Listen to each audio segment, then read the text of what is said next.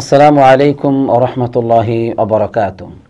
ইন্নাল হামদুলিল্লাহ ওয়াসসালাতু ওয়াসসালামু আলা মান লা নাবিয়্যা বা'দা। সুপ্রিয় দর্শক শ্রোতা, আমরা মসজিদ নববীর খুতবার অনুবাদ শুরু করছি। আজকের খতিব হচ্ছেন ফজিলাতুল শেখ হুসাইন বিন আব্দুল আজিজ আল শেখ হাফিজাহুল্লাহ।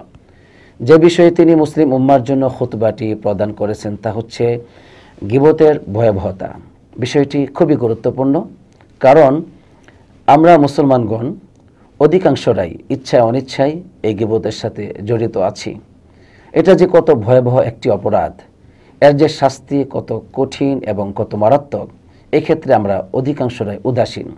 সম্মানিত খতিব সাহেব কোরআন এবং সুন্নাহর দলিল থেকে এবং আমাদের পূর্বপুরুষদের কারো কারো উক্তি থেকে তিনি বিষয়টিকে চমৎকার রূপে উপস্থাপন করেছেন, আর তিনি প্রমাণ করেছেন যে এটি হচ্ছে একটি মারাত্মক অপরাধ, যার ভয়াবহতা হচ্ছে খুবই মারাত্মক, এর শাস্তি হচ্ছে অনেক কঠিন। তাই আসুন আমরা সম্মানিত খতিব সাহেবের ভাষা থেকেই বিষয়টিকে বোঝার চেষ্টা করি। সম্মানিত খতিব সাহেব তিনি আল্লাহ রাব্বুল আলামিনের প্রশংসা আদায় করার পর রাসূলুল্লাহ সাল্লাল্লাহু আলাইহি ওয়াসাল্লামের উপর দরুদ পাঠ করে তিনি আমাদেরকে বলছেন যে জিহ্বার সবচেয়ে বড় বিপদ এবং মানুষের হাসানাতকে নষ্ট করে এমন একটি পাপ, এমন একটি অন্যায় হচ্ছে যে অন্যের ব্যাপারে অন্যের দুষ্ত্রুটি চর্চা করা, পরনিন্দা চর্চা করা। নাউযুবিল্লাহ। কোরআনুল কারীমে আল্লাহ রাব্বুল আলামিন এটাকে মৃতবায়ের গোশত খাওয়ার সাথে তুলনা করেছেন। নাউযুবিল্লাহ। এই মর্মে সূরাতুল হুজুরাতের 12 নম্বর আয়াতে কারিমায় এসেছে, আল্লাহ রাব্বুল আলামিন বলছেন, ওয়ালা ইয়াগতাব বা'দুকুম বা'দা, তোমরা একজন আরেকজনের গীবত করবে না। আইয়ুহিব্বু আহাদুকুম আইয়াকুলা লাহমা আখিহি মাইতান ফাকারিহতুমু, তোমাদের কেউ কি পছন্দ করবে সে তার মৃত ভাইয়ের গোশত খাওয়াকে? ফাকারিহতুমু, এটা তো অবশ্যই তোমরা অপছন্দ করো। অতএব মৃত ভাইয়ের গোশত খাওয়ার সাথে স্বয়ং আল্লাহ তাআলা যে পাপকে তুলনা করেছেন এবং যেই পাপের ব্যাপারে আল্লাহ তাআলা সরাসরি নিষেধাজ্ঞা করেছেন যে ওয়ালা ইয়াগতাব বা'দুকুম বা'দা, তোমরা একজন আরেকজনের গীবত করবে না। অতএব এই পাপ থেকে আমাদেরকে বিরত থাকতেই হবে। কোরআনুল কারীমে আল্লাহ রাব্বুল আলামিন তিনি এই পাপের সাথে যারা জড়িত তাদের জন্য দুর্ভোগের কথাও আল্লাহ তাআলা বলেছেন। যেমনটি সূরাতুল হুমাজার প্রথম আয়াতেই আল্লাহ তাআলা বলছেন, ওয়াইলুল লিকুল্লি হুমাজাতিল লুমাজা, প্রতিটি হুমাজা এবং লুমাজা ব্যক্তির জন্য হচ্ছে দুর্ভোগ। নাউযুবিল্লাহ। কারা তারা হুমাজা এবং লুমাজা? হুমাজার তাফসির হচ্ছে যে ব্যক্তি নাকি ইয়াকুলু লুহুমান নাস, মানুষের গোশত খায়, অর্থাৎ যে ব্যক্তি মানুষের গীবতে পতিত হয়, মানুষের দুষ্ত্রুটি চর্চা করে, পরনিন্দা চর্চা করে, এই ব্যক্তি হচ্ছে হুমাজা, আর এই ব্যক্তির জন্য হচ্ছে দুর্ভোগ, তার জন্য হচ্ছে ধ্বংস। নাউযুবিল্লাহ। এবং লুমাজার অর্থ হচ্ছে মান ইয়াতআনু বিহিম, যে ব্যক্তি মানুষকে মিথ্যা অপবাদ দেয়, মিথ্যা অপবাদের সাথে যারা জড়িত আছে এদেরকে বলা হয় লুমাজা।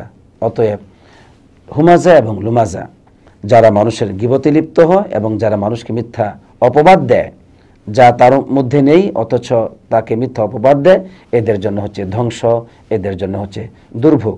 সুতরাং পাপটি খুবই মারাত্মক। কোন সালাফগণ গীবতকে ইবাদতকে ধ্বংসকারী পাপ বলে উল্লেখ করেছেন।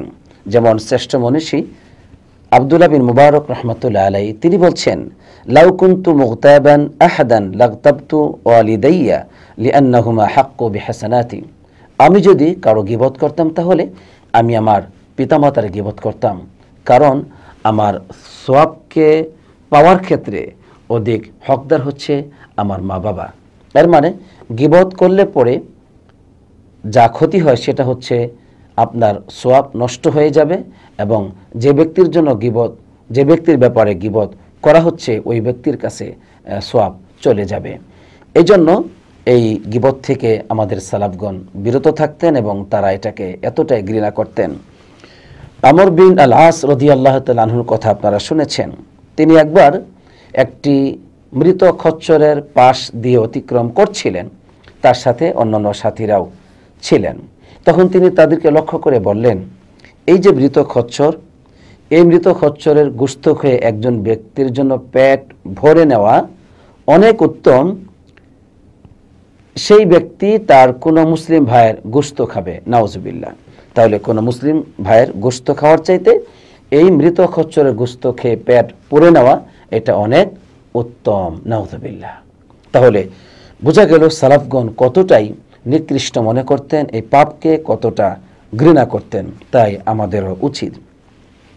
তাই সম্মানিত খতিব সাহেব তিনি আমাদেরকে সতর্ক করে বলছেন যে হে মুসলমানগণ, মুসলমানদের গীবত করা, তাদের সম্মান মর্যাদার উপর আঘাত করা, চরিত্র হনন করা, এগুলো হচ্ছে তোমাদের উপর হারাম।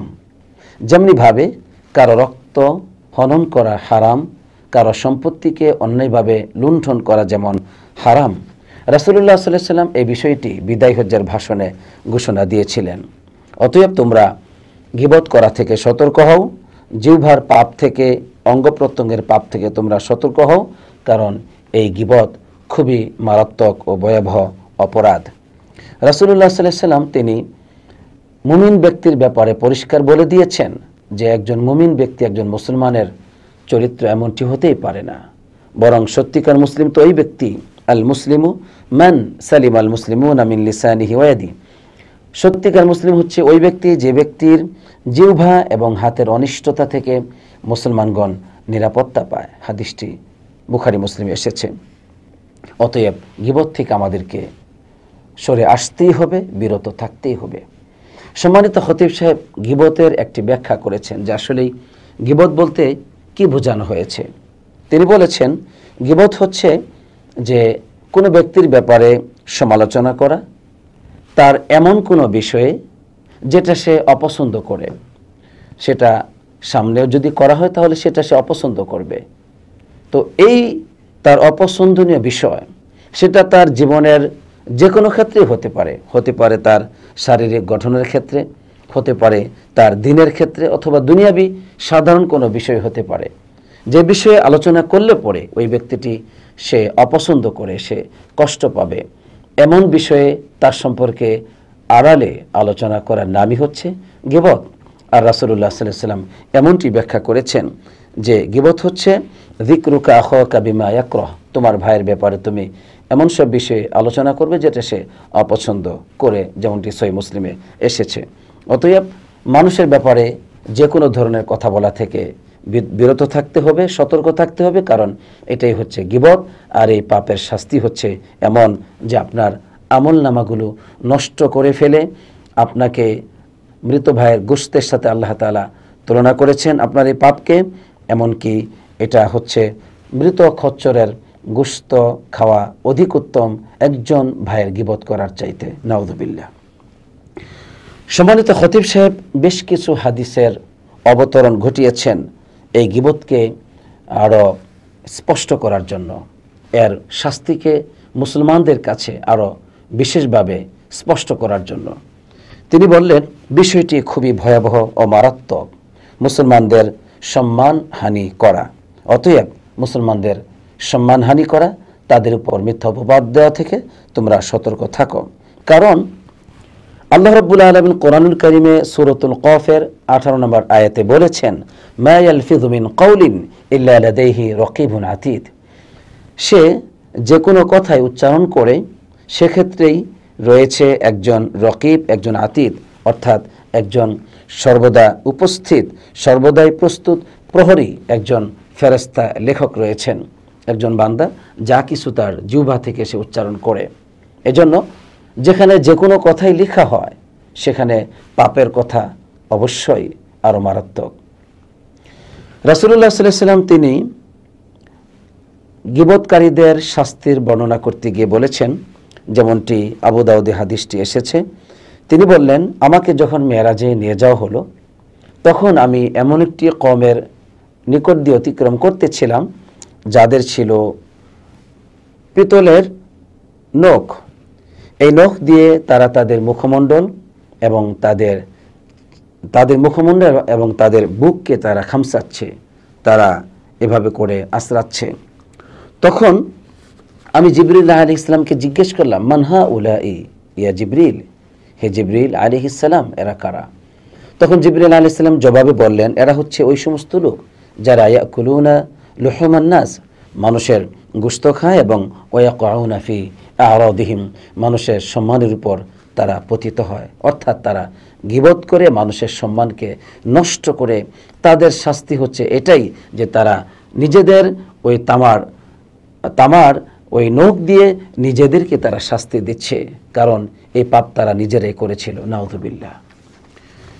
রাসূলুল্লাহ সাল্লাল্লাহু আলাইহি ওয়াসাল্লাম এই পাপকে প্রচণ্ড ঘৃণা করতেন এবং অনেক ভয়াবহ হিসেবেই তিনি এটাকে উল্লেখ করেছেন। একবার আয়েশা রাদিয়াল্লাহু তাআলা আনহা রাসূলুল্লাহ সাল্লাল্লাহু আলাইহি ওয়াসাল্লামের কাছে তার স্ত্রী, রাসূলুল্লাহ সাল্লাল্লাহু আলাইহি ওয়াসাল্লামের স্ত্রী সফিয়া রাদিয়াল্লাহু তাআলা আনহার ব্যাপারে কথা বললেন যে, হে আল্লাহ রাসূল, আপনার জন্য এতটুকু যথেষ্ট যে সফিয়ার এরকম দোষের ব্যাপারে, অর্থাৎ তিনি এতটুকু বলেছিলেন, কোন বর্ণনায় এসেছে যে সফিয়া রাদিয়াল্লাহু তাআলা আনহা তিনি একটু খাটো ছিলেন, এই এতটুকুই বলেছিলেন রাসূলুল্লাহ সাল্লাল্লাহু আলাইহি ওয়াসাল্লামের কাছে তার ব্যাপারে। তখন নবী করিম সাল্লাল্লাহু আলাইহি ওয়াসাল্লাম আয়েশা রাদিয়াল্লাহু তাআলা আনহাকে সতর্ক করে বললেন, হে আয়েশা, লাকাদ কুলতি কালিমাতান লাউ মুজিজাত বিমাইল বাহর লামাজাজাতহু, নাউযুবিল্লাহ। তুমি এমন একটি বাক্য বলেছ, একজনের ব্যাপারে এমন একটি কথা তুমি বলেছ, তোমার এই কথা যদি সাগরের ভিতরে নিক্ষেপ করা হয় তাহলে সাগরের পানির রং পরিবর্তন হয়ে যাবে, এতটাই তোমার কথা নিকৃষ্ট। আল্লাহু আকবার। কিভাবে রাসূলুল্লাহ সাল্লাল্লাহু আলাইহি ওয়াসাল্লাম এটাকে ভয়াবহ বলে উল্লেখ করেছেন। আর আমরা মুসলমানগণ প্রতিটি মুহূর্তেই প্রায় আমাদের জীবনের আমরা কারো না কারো গীবত করি, কারো না কারো দোষ ত্রুটি নিয়ে আড়ালে হাসিটা আনন্দ ফুর্তি করি এবং নোংরাভাবে তার সমালোচনা করি। নাউযুবিল্লাহ। এগুলো সবই হচ্ছে এমন পাপ, যেই সমস্ত পাপগুলো, এই সমস্ত কথাগুলো যদি সমুদ্রের এই মহাসমুদ্রের পানিতে নিক্ষেপ করা হয় তাহলে মহাসমুদ্র এর পানি পরিবর্তন হয়ে যাবে। নাউযুবিল্লাহ। অথচ এই অনুভূতি আমাদের অন্তরে একটুও জাগে না। হে আল্লাহ, আমাদেরকে তুমি হেফাজত করো, আমিন। এরপর সম্মানিত খতিব সাহেব বললেন যে এই সমস্ত দলিলগুলোর মাধ্যমে এবং উলামায়ে কেরামগণ তারা এটাই বলেন যে গীবত হচ্ছে একটি কবিরা গুনাহ, অতএব এই গীবত থেকে বিরত থাকতে হবে। আর মুসলমানগণ তারা নিজেরাই নিজেদের দোষ ত্রুটি নিয়ে তারা ব্যস্ত থাকবে, অন্যের দোষ ত্রুটির দিকে তাকানোর চাইতে, এই নসিহত তিনি করেছেন। এরপরে তিনি আমাদেরকে আরও সতর্ক করে রাসূলুল্লাহ সাল্লাল্লাহু আলাইহি ওয়াসাল্লামের একটি হাদিস উল্লেখ করেছেন, যে হাদিসটি বুখারীতে এসেছে। রাসূলুল্লাহ সাল্লাল্লাহু আলাইহি ওয়াসাল্লাম যে হাদিসটি তিরমিজিতে এসেছে, যে আল্লাহ রাসূল সাল্লাল্লাহু আলাইহি ওয়াসাল্লাম বলেছেন, ওয়াহাল ইয়াকুব্বুন নাসু ফিন্নারি আলা ওয়ুজুহিহিম ইল্লা হাসাইদু আলসিনাতিহিম, যে মানুষকে জাহান্নামে নিক্ষেপ করা হবে উপর করে। কেন? তাদের এই জিহ্বার থেকে যে হঠাৎ করে বিভিন্ন রকম কথা বের হয়ে যায় মানুষের ব্যাপারে, অর্থাৎ এই যে গীবত বের হয় মানুষের সম্মানের ব্যাপারে, জিহ্বা থেকে যে কথা নির্গত হয়, এগুলোর কারণে মানুষকে জাহান্নামে নিক্ষেপ করা হবে। নাউযুবিল্লাহ। রাসূলুল্লাহ সাল্লাল্লাহু আলাইহি ওয়াসাল্লাম পরিষ্কারভাবে জানিয়েছেন। তাই আমাদের উচিত আমরা চুপ থাকব, কথা কম বলবো। এটি হচ্ছে ইমানদারদের উচিত। গীবত থেকে বেঁচে থাকার পথ হচ্ছে এটাই। রাসূলুল্লাহ সাল্লাল্লাহু আলাইহি ওয়াসাল্লাম বলেছেন, মান কানা ইউমিনু বিল্লাহি ওয়াল ইয়াউমিল আখির ফালইয়াকুল খায়রান আও লিয়াসমুত, যে ব্যক্তি আল্লাহর প্রতি এবং পরকালের প্রতি বিশ্বাস স্থাপন করে সে যেন কথা বললে ভালো কথা বলে, অথবা সে যেন চুপ থাকে। হাদিসটি বুখারীতে এসেছে। তাই আমাদের উচিত আমরা কথা বলার ক্ষেত্রে সতর্ক থাকব, বললে ভালো বলবো, অন্যথায় চুপ থাকব। এখানেই প্রথম খুতবাটি সম্মানিত খতিব সাহেব শেষ করেছেন। দ্বিতীয় খুতবায় সম্মানিত খতিব সাহেব তিনি গীবতের ব্যাপারে আলোচনা করতে গিয়ে বললেন যে কোনো মুসলমান যদি কোনো ভাইয়ের সম্মানের ব্যাপারে কোথাও কোনো কথা শুনতে পায় তাহলে অবশ্যই সে এর প্রতিবাদ জানাবে, এটাকে সে ধিক্কার দিবে, এটাকে সে ইনকার করবে ওই ব্যক্তির উপর। অর্থাৎ তাকে বলে দিবে যে এটা হারাম, এটা জায়েজ নাই, তোমার অধিকার নেই তুমি কোনো মুসলমান ভাইয়ের দোষ ত্রুটি নিয়ে আড়ালে আলোচনা করবে, এটা তোমার অধিকার নেই, এই প্রতিবাদ করবে। যদি সে প্রতিবাদ করতে অক্ষম হয় অথবা তাকে তার উপর এই বিষয়টি প্রতিবাদ করার পর সে যদি না থামে তাহলে ওয়াজিবা আলাইহি মুফারাকাতাহু, ওই ব্যক্তির উপর ওয়াজিব হচ্ছে মুফারাকাতাহু যালিকাল মাজলিস, ওই মজলিস পরিত্যাগ করা, এটা হচ্ছে তার উপর ওয়াজিব। অর্থাৎ আমরা যদি কোনো আড্ডায় বসি, কোনো মাজলিসে বসে যাই, আর সেখানে কোনো মুসলমান ভাইয়ের অথবা বোনের গীবত চর্চা হচ্ছে, তার বিষয়ে সেখানে নিন্দা চর্চা হচ্ছে, তাহলে আমরা প্রতিবাদ করব। আর প্রতিবাদে যদি কোনো কাজ না হয়, তাহলে আমাকে ওই সমস্ত নিকৃষ্ট পাপের এবং অহেতুক কথাবার্তার মজলিস থেকে, ধ্বংসের মজলিস থেকে আমাকে ফিরে আসতে হবে। এটা আমার উপর ওয়াজিব করে দেওয়া হয়েছে। এই মর্মে কোরআনুল কারীমে আল্লাহ রাব্বুল আলামিন সূরাতুল কসসের 55 নম্বর আয়াতে কারিমায় বলেছেন মুমিনদের ব্যাপারে যে ওয়াইদা সামিউল লাগওয়া আ'রাদু আনহু, যখন তারা কোনো লাগুবন মানে অনর্থক কথাবার্তা, পাপ কথাবার্তা শুনতে পায়, তখন সেখান থেকে তারা পৃষ্ঠ প্রদর্শন করে চলে আসে। এটা হচ্ছে মুমিনদের চরিত্র। আর তিরমিজিতে একটি হাদিস এসেছে, যে হাদিসটি নাসিরউদ্দিন আলবানী সহিহ বলেছেন, যে আল্লাহ নবী সাল্লাল্লাহু আলাইহি ওয়াসাল্লাম বলেছেন, মান রাদ্দা আন ইরদি আখিহি রাদ্দাল্লাহু আন ওয়াজহিহি আন-নার ইয়াউমাল কিয়ামা। সুবহানাল্লাহ, কি চমৎকার হাদিস! যে ব্যক্তি তার ভাইয়ের সম্মানের ব্যাপারে প্রতিবাদ করলো, অর্থাৎ কোনো ভাইয়ের সম্মান হনন করা হচ্ছে, সম্মানহানি করা হচ্ছে, এর প্রতিবাদ যে ব্যক্তি করলো, কিয়ামতের দিন আল্লাহ তাআলা ওই ব্যক্তির চেহারাকে জাহান্নাম থেকে বাঁচাবেন, জাহান্নাম থেকে রক্ষা করবেন। সুবহানাল্লাহ। তাহলে গীবতের প্রতিবাদ করলে পরে আমরা আখিরাতে জাহান্নাম থেকে মুক্তি পাব। আর এর বিপরীত হচ্ছে গীবত করলে পরে আখিরাতে জাহান্নামে নিক্ষিপ্ত হতে হবে, নাউযুবিল্লাহ। সম্মানিত খতিব সাহেব দ্বিতীয় খুতবাটি এখানেই শেষ করেছেন, আমিও শেষ করছি। সুপ্রিয় দর্শক শ্রোতা, আমরা আজকের এই গীবতের ভয়াবহ নামক এই খুতবার বিষয় থেকে যা আমরা জানতে পারলাম, যে গীবত হচ্ছে একটি নিকৃষ্ট পাপ, যা জিহ্বার জন্য একটি ভয়াবহ বিপদ। এই বিপদটা এতটুকু মারাত্মক যে আল্লাহ রাব্বুল আলামিন এই পাপকে মৃত ভাইয়ের গোশত খাওয়ার সাথে তুলনা করেছেন, এই পাপকে ধ্বংসের সাথে তুলনা করেছেন। এই পাপ হচ্ছে এমন পাপ যে আখিরাতে একজন ব্যক্তি সে নিজেই নিজেকে শাস্তি দিবে, পিতলের নখ দিয়ে নিজের উপর নিজে আঘাত করবে, নাউযুবিল্লাহ। এই পাপ হচ্ছে এমন পাপ যে এই কথাগুলো যদি সমুদ্রে নিক্ষেপ করা হয়, তাহলে সমুদ্রের পানি পরিবর্তন হয়ে যাবে, কালার পরিবর্তন হয়ে যাবে। এত ভয়াবহ পাপ হচ্ছে এই পাপ। তাই আমাদের উচিত যে আমরা এই গীবত থেকে প্রতিটি মুহূর্তে সতর্ক থাকব।